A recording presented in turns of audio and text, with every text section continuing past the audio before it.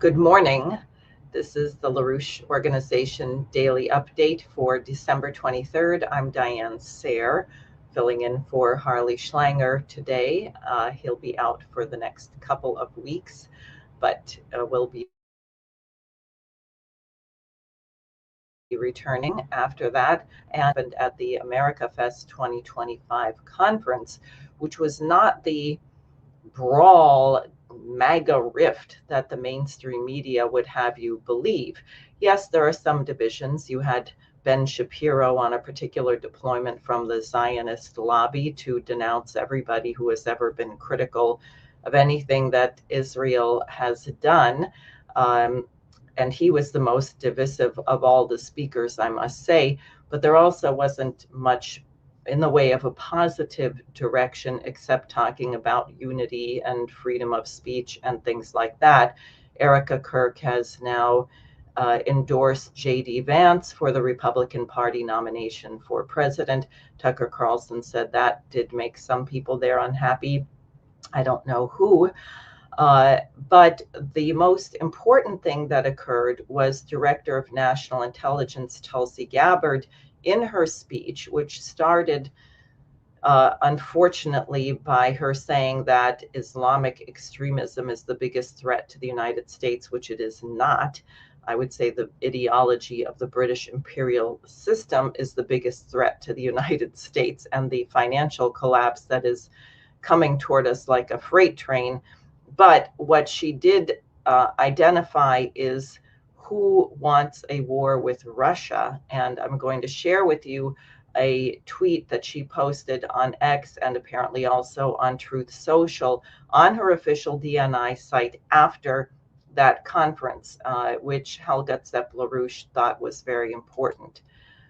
So here is what Gabbard has to say.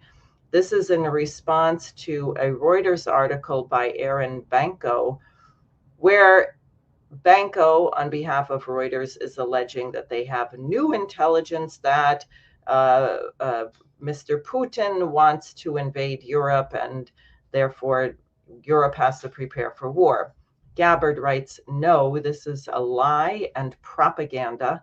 Reuters is willingly pushing on behalf of warmongers who want to undermine President Trump's tireless efforts to end this bloody war that has resulted in more than 1 million casualties on both sides. Dangerously, you are promoting this false narrative to block President Trump's peace effort and fomenting hysteria and fear among the people to get them to support the escalation of war, which is what NATO and the EU really want, in order to pull the United States military directly into war with Russia. The truth is, and of course, as Director of National Intelligence, she would know this, the U.S. intelligence community has briefed policymakers, including the Democrat HPSCI, House Permanent Select Committee on Intelligence member quoted by Reuters, that U.S. intelligence assesses that Russia seeks to avoid a larger war with NATO. It also assesses that, as the last few years have shown, Russia's battlefield performance indicates that it does not currently have the capability to conquer and occupy all of Ukraine, let alone Europe. Well, the truth about the Russia-Ukraine proxy war is a very hot topic. After the Turning Point conference, Tucker Carlson was named the anti-Semite of the year by a group called StopAntisemitism.org. That group has also attacked LaRouche, I noticed in looking around on their website, for our policies against wind power, etc. At any rate, what do they show in their video showing why Tucker Carlson is an anti-Semite? That he denounces Zelensky as a dictator and a fraud and tied to BlackRock, all of which is true, but they say Zelensky is Jewish, therefore attacking him for what he is, which is a wannabe dictator who's not even the legitimate president of Ukraine, is anti-Semitic. So you have a lot of people pushing us toward war with Russia. Now, what is actually behind that? Interestingly, my friend Doug McGregor has now posted something recruiting to his new organization called National Conversation. You can find it nationalconversation.org. But look at this headline. Colonel Douglas McGregor exposes 1971 gold standard betrayal as massive theft crime scene destroying American middle class. Now, it wasn't a gold standard. It wasn't $1 for gold, which would have restricted credit, but it was a gold reserve system that meant that the dollar was pegged to gold and you had a system of fixed exchange rates, and trade among nations was based on reality and a certain productivity. That is, prior to the takedown of the Bretton Woods system that this represented, when you had foreign currency exchanges, they were usually associated with goods. You were importing bananas from Jamaica. You were exporting American tractors to Taiwan or whatever. After this, you had massive speculation, and what McGregor goes through very usefully is he starts with a story about a worker who's making $11,000 a year, who's now making $50,000 a year. And McGregor says provocatively, is that progress? Well, not when the cost of a house is 15 times more than it was in 1971. And you cannot afford to have one parent stay home and take care of the children. You cannot afford the cost of living, and that there is a massive indebtedness, that the $38 trillion of debt that the United States currently holds is more than what the debt you would have if you spent $1 million a day since the time that Christ was born, according to McGregor.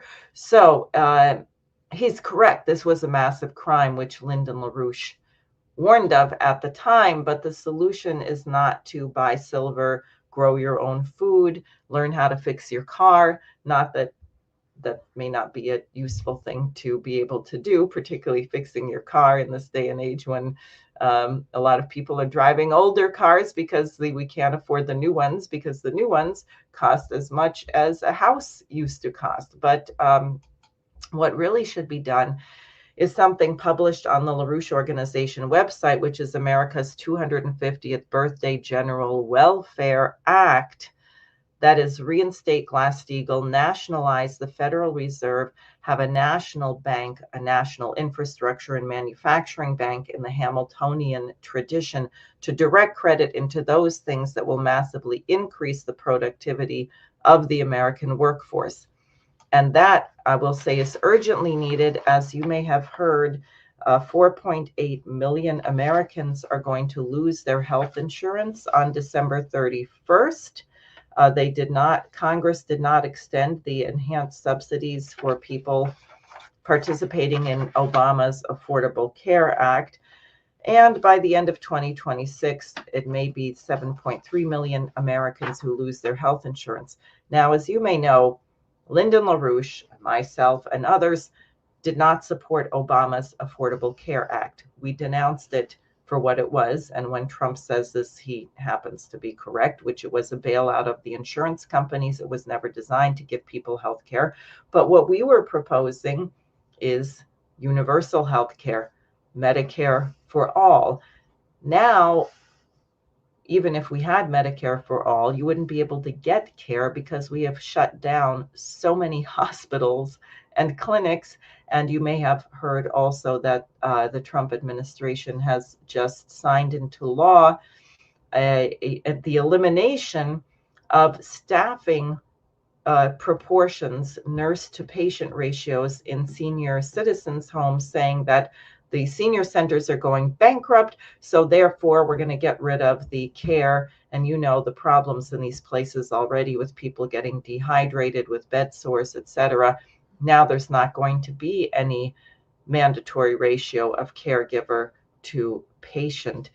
I think that's reprehensible. We seem to find trillions of dollars to bail out Wall Street crooks, but we don't take care of people in this country who have worked very hard their entire life to create a future for coming generations. That has to be changed.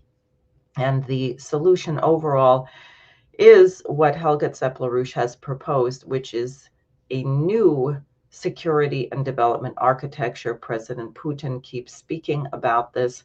The old system is dead. NATO is really finished. How long it will take to disappear? Will they start nuclear war before they dissolve themselves? I don't know. That's why people have to be active.